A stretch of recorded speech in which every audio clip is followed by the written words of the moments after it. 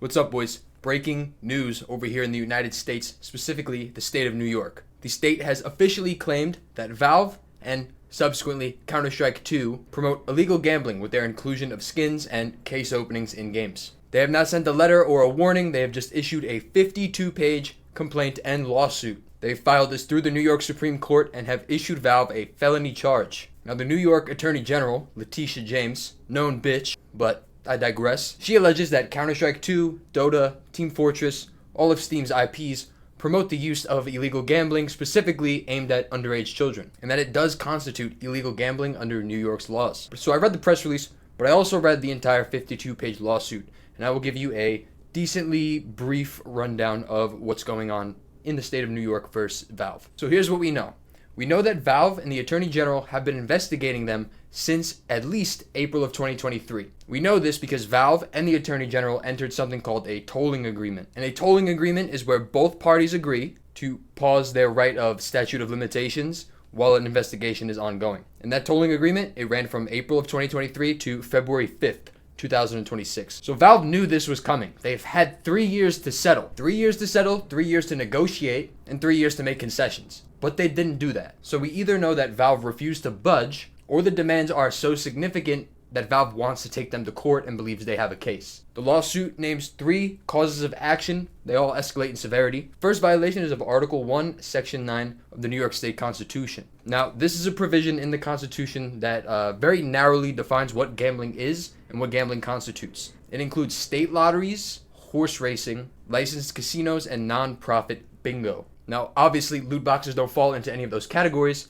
but loot boxes would have to be deemed gambling. Charge 2 gets a little bit more severe. The second one gets a little bit more severe. It is promoting gambling in the second degree, violating Penal Law Section 22505. This is a Class A misdemeanor, and it alleges that Valve is knowingly profiting and advancing unlawful gambling activity. Number 3 is the most severe because it is a Class E felony, and it is promoting gambling in the first degree. Penal Law Section 22510. They're essentially calling Valve bookmakers. They're arguing that Valve knowingly takes bets from the public. And what constitutes that is receiving more than 5 bets worth more than $5,000 per day, which we know is pretty trivial to prove considering how much cases they move through on a daily basis, weekly basis, monthly basis, whatever. So my home state is alleging that Valve is operating as an illegal bookmaker. So that is the reality we are in now. Now, to legally qualify as a gambling entity, 3 prerequisites need to be met: consideration, chance, and prize. And the complaint addresses all 3. First off, consideration, which means you pay money. It is $271 for New York State residents, $249 plus tax. And they're alleging that is the bet. The second is chance. The outcome is random. The item you receive is generated randomly in a random number generator by Valve's code. The odds are set by Valve, we know them, but we do only know these because Valve is forced to disclose them for China. And of course, you can extrapolate from database data and stuff like that. Now, the third one is prize, is that you win a real monetary prize. And typically, this would be where the case falls apart. But this is where the New York's case actually hardens and gets really, really damning for Valve. They assert, like everyone else, that CS2 skins are not just cosmetics, but rather, they hold real-world value. And they do claim that Valve built and fostered the infrastructure for third-party marketplaces while not explicitly gaining from it. They use the Dreams and Nightmares case as reference, talking about how, the most expected thing you're going to get is typically under the key price, but there is a chance of that Emerald Butterfly Knife Doppler, which gets you a, roughly $40,000 prize on a $271 initial investment. And that is what they claim drives the key sales. Now, this is where that tolling agreement comes in, because it actually proves devastating for Valve. Because during the investigation, they have sourced internal emails that show that Valve actually knowingly talks about and acknowledges the existence of third-party marketplaces. And while they've publicly denounced it, they privately, foster it, because they know the third-party marketplaces are what gives skins their value and what gives the CS2 market its market cap. We know it wouldn't be that much without third-party marketplaces. They also quote Valve's employees. They quote a technical artist in the year 2014 who talks about, a free market in the realm of video game economics and how it lets things thrive. And the direct quote is real currency amounts, so pretty damning. And he compared the listings to stocks and digital assets, which can hurt the New York's case, I think, because yes, the average value of what you get from a case is 13 cents, but that is determined by the market. That is not determined by anything Valve does. Blues can be worth $5, knives can be worth $15. So that doesn't really help their case. But it does prove Valve knows and they're aware that the third-party marketplace is what is what allows the market to thrive. They understand that. The second one comes when they banned gambling bots on the Steam marketplace, but they did not and deliberately chose not to ban cash marketplaces such as Skinport. In fact, they unbanned bots from Skinport, which shows that they were actively trying to keep them, in the ecosystem. And in 2016, emails showed that when they were ceasing and desisting gambling websites, they referenced not needing to send it to OP Skins, which was a cash marketplace back in the day, because they aren't gambling, but he does call them real money sites. Again, acknowledging these websites existed. And subsequently, OP Skins never received a letter. The last one comes from CS Float when they were changing their name from CSGO Float to CS Float, and they asked Valve to, take away the restrictions on the domain. And they did. So the case for price is there, and they've done a good job at trying to make a case for it. But I don't necessarily know if internal emails and shit are gonna really push the envelope, because these are not senior level employees. And I think as long as they show they don't profit explicitly from the third party marketplaces, we know they profit implicitly, but if they can prove that there's no real monetary realized gains from them doing this, then I don't think the case works there. But we'll have to see, because this is the strongest case that's been put against Valve in regards to this. But then they double down and they do the fucking Steam Deck technique, which I thought was like game. That shit ain't game. The Attorney General was doing that shit. Sold a stiletto knife, bought a Steam Deck, and then sold it, which is crazy. But she did it.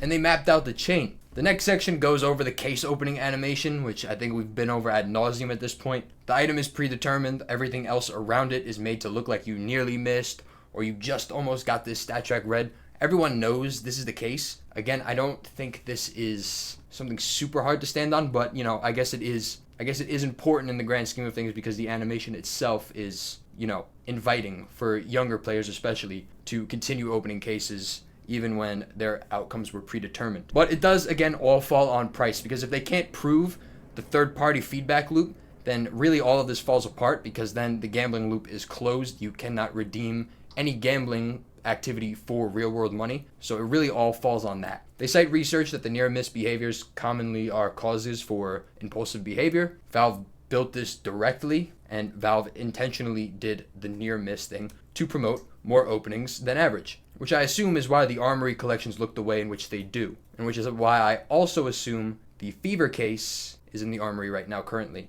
and that they're phasing out the ones in the active drops. Then the next section highlights the financials. The CS2 skin market surpassed $4.3 billion as of March 2025, they state. I think they were using Price Empire, right? The market cap is kind of misleading, because, an illiquid skin that has 60 in supply, but they're worth $2,000, it technically goes towards the market cap, but the market cap is probably smaller than that. They talk about the revenues, right? We just saw the Armory revenue picture that was posted, highlighting the amounts they've made from each collection. Of course, it's a shit ton of money. We know that. Then they highlight New York residents specifically, how much money they've made from New York, which is over in the tens of millions. The commissions made from New York sellers, which is the 15% Steam fee. And then this is the least damning part of the argument. They talk about the house edge, because 96% of guns in cases are unprofitable, but that's merely because the market sets prices, not Valve themselves. So I think they're safe from that argument. And if anything, the knife trade-up update we just spoke about a couple of days ago, well, that's going to increase prices across the board, right? Because when you set a trade-up chain,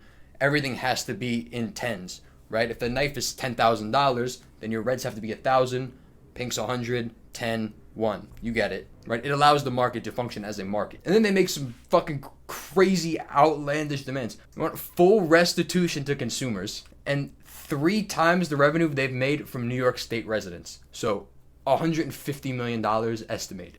Valve would also have to take a 30% commission off of every third-party game they sell on the platform, which would fucking bend over Valve if this shit goes through. A significant portion then goes into the effects on minors. They talk about how people are gambling before the age of 12. They're 4 times as more likely to become problem gamblers. And I think this helps their case 10 years ago. But the demographics of North American Counter-Strike is a very different landscape than it was 10 years ago. I have not played with or against a child on Counter-Strike in years. It is a adult game, patently adult game. There are no children on the game. You want to go find where the children are gambling? Well, they're opening Pokemon cards right now.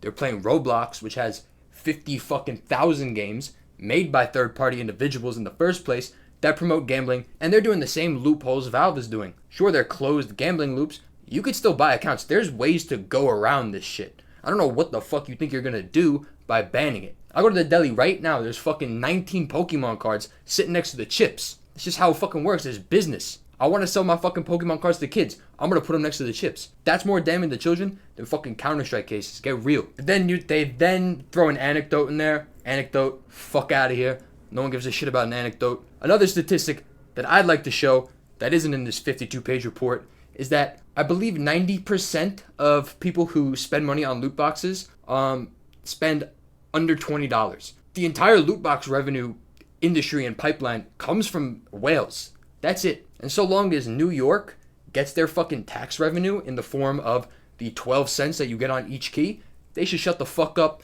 and worry about something else that actually matters. Then they talk about ways to skirt the 13-year-old to sign up shit by just clicking on 13. So good luck passing ID verification for signing up on Steam. But this all does ride on New York being able to prove that it is gambling and that you can make money off of opening cases. If none of that could be proven, then the entire case falls apart because everything rests on that. They want to ban case openings in New York. Are you fucking nuts, Letitia James? There's a fucking casino in the Bronx 5 minutes away from my house right now. That's opening in 2030. It ain't even out yet. They're fucking opening it now. What are you talking about? I'm trying to ban cases for? There's children opening fucking Pokemon cards all around the fucking town.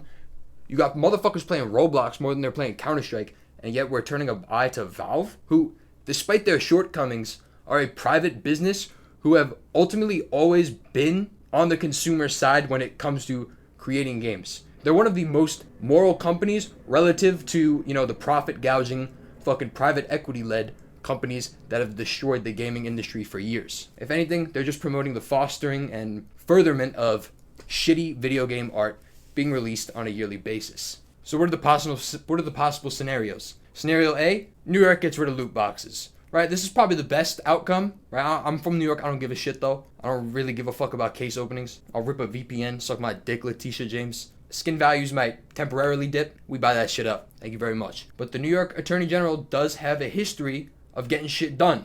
She did it with Meta. She did it with TikTok. So you gotta watch the fuck out, because if anything happens from this, then there probably will be other states who hop on her back. And that's when shit gets scary.